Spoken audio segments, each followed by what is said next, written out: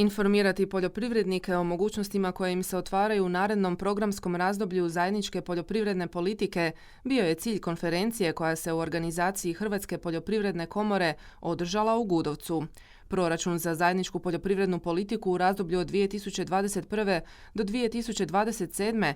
tek se mora usuglasiti među zemljama članicama, a kako bi se hrvatski stavovi među različitim dionicima pravodobno pripremili, pokrenut je projekt CAP for You. Iskustva CAP for You su vrlo pozitivna zapravo, više nego što smo zapravo očekivali su se hrvatski poljoprivrednici uključili u sam projekat.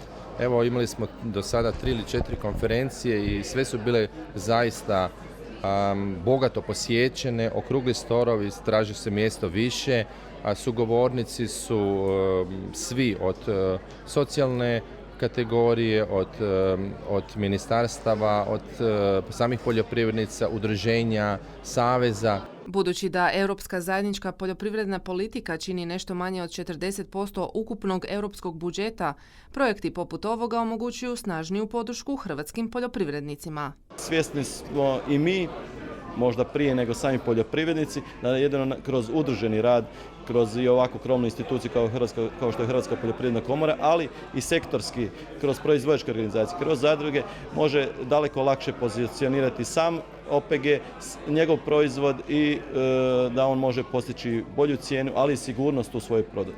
Važnosti komunikacije između dionika na više razina svjestan je i bivši ministar gospodarstva, koji je na konferencijama CAP for You sudjelovao po 3. put. Ovdje smo imali predstavnike ministarstava, udruga, raznih i kad imamo na ovakvu jednu platformu što se bolje poznajemo, onda možemo i bolje se razumijevati i nadam se da ovakvi projekti će biti ne samo sada, nego zapravo jedna stalna prisutnost i da pomaže nam da se negdje i nađemo.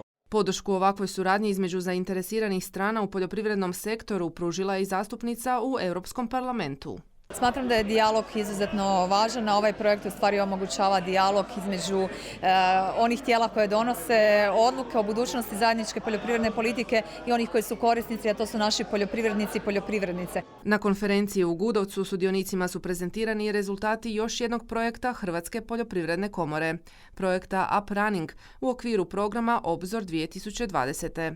Njegov cilj je bio unaprijediti korištenje otpada za vrijeme poljoprivredne rezidbe i uklanjanja nasada.